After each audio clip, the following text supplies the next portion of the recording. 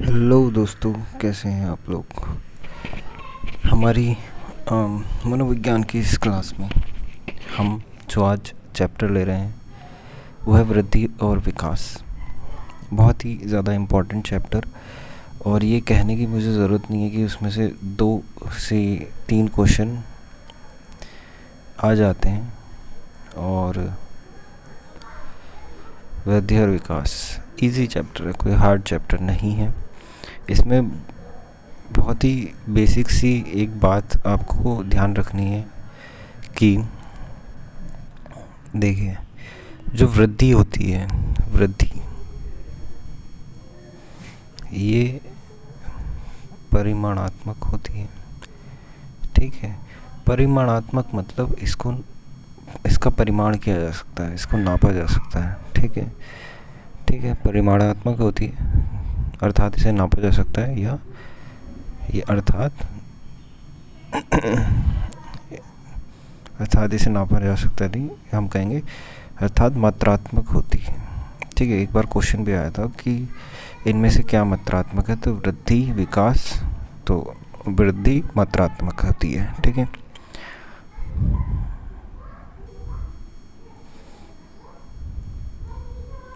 ठीक, ओके। फिर और जो हमारा विकास है, विकास परिमाणात्मक भी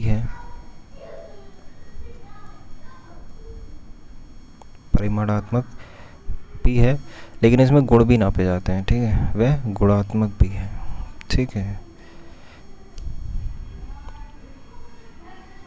गुणात्मक भी है।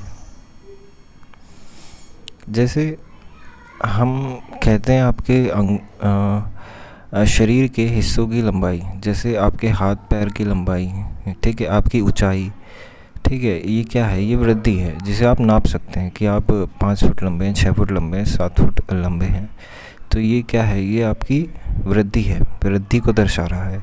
और वहीं पे विकास क्या है, विकास है आपका समझदारी को, जैसे हम कहें कि वो एक व्यक्ति कितना समझदार है, तो ये उसका विकास दर्शाता है। ठीक है, कि वो उसके अंदर कितना विकास हुआ है।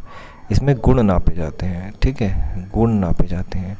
अब क्या हमारी जो ऊंचाई है वो विकास के में नहीं आती, तो वो विकास में आती है। ठीक है, जो वृद्धि होती है वो विकास का एक छोटा सा भाग है। जैसे अगर मैं कहूँ ये गोला वृद्धि है, ठीक है, तो विकास ये है, विकास एक बड़ा एस्पेक्ट है जिसके अंदर वृद्धि आती है। ठीक है, ओके, विकास बड़ी चीज़ है जिसके अंदर वृद्धि आती है, शामिल की जाती है।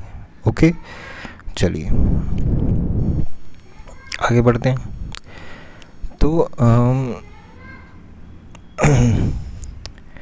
वृद्धि और विकास के कुछ बहुत ही महत्वपूर्ण सिद्धांत हैं,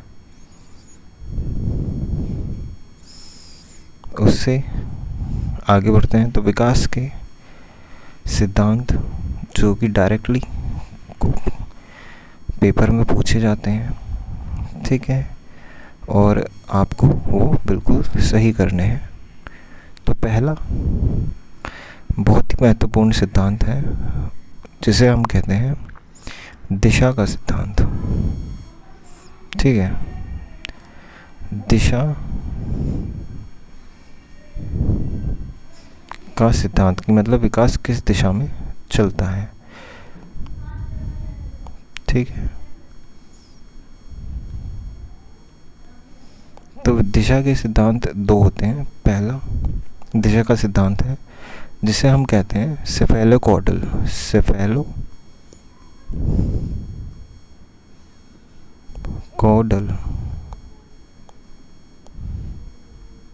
इसी तरीके से आपको याद करने ना, सेफेलोकॉर्डल मस्तक, या फिर इसे कहते हैं मस्तकाधोमुखी।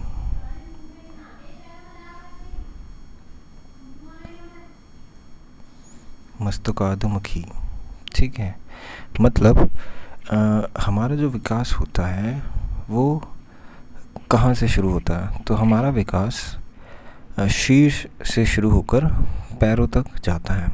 विकास शीर्ष से शुरू होकर पैरों तक होता है। ठीक है, तो शुरू कहाँ से होता है? शीर्ष से। तो इसी से रिलेटेड क्वेश्चन आ जाता है कि हमारा विकास जो है वो कहाँ से शुरू होता है। तो एक ऑप्शन में अगर मस्तक है तो आप मस्तक पे आंसर लगाएंगे, उसमें केंद्र नहीं है तो। ठीक है, अगर केंद्र है तो वो उसका दूसरा सिद्धांत है, प्रोक्सोमोडिस्टल जिसे कहते हैं। ये कितना इम्पोर्टेंट है, जिसने पहले कभी साइकोलॉजी को, बाल मनोविज्ञान को थोड़ा सा पढ़ा है और पहले एग्ज़ाम दे चुका है, उसे पता है कि प्रोक्सिमोडिस्टल से हर साल एक क्वेश्चन बन जाता है। सेफेलोकॉर्डल या फिर प्रोक्सिमोडिस्टल में से एक हमेशा आ जाता है, तो इसे आप हल्के में नहीं ले सकते हैं, ढंग से समझ लीजिए। ठीक है, तो इसे क्या कहते हैं? इसे कहते हैं हम निकट से दूर का सिद्धांत भी कहते हैं।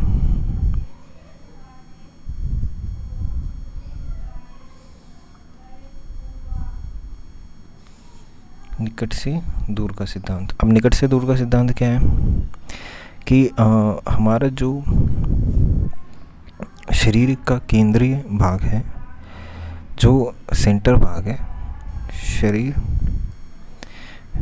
या फिर इसे हम लिखेंगे विकास शरीर के केंद्र से बाहर की ओर होता है। ठीक है, विकास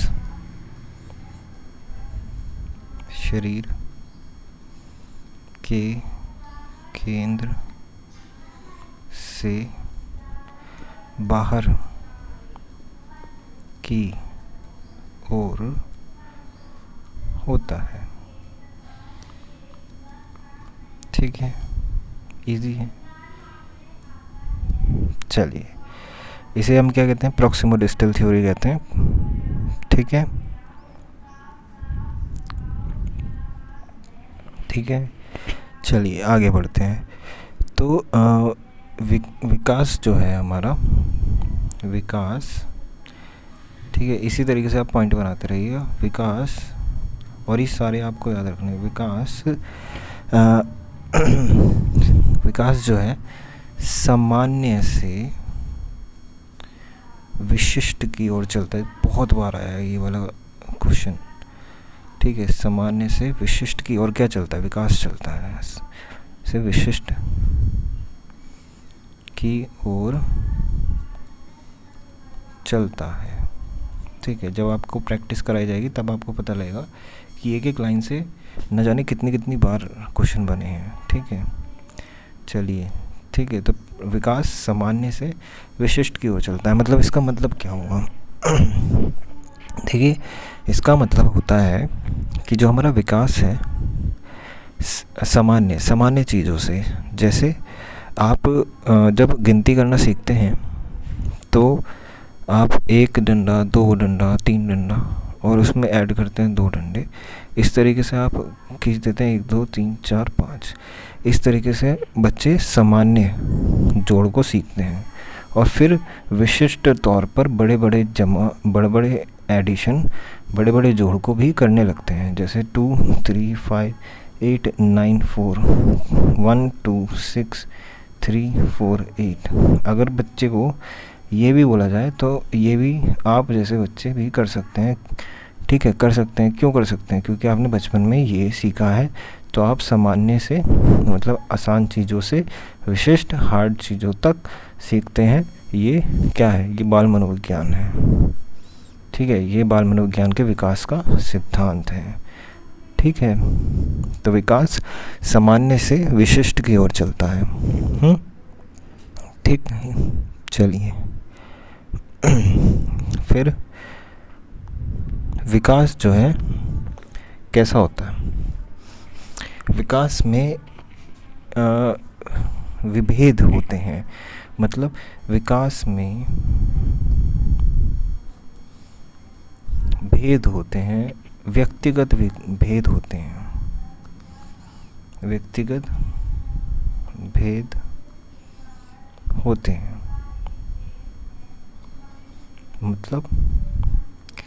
मतलब विकास जो है हर व्यक्ति में अलग अलग होता है, ठीक है।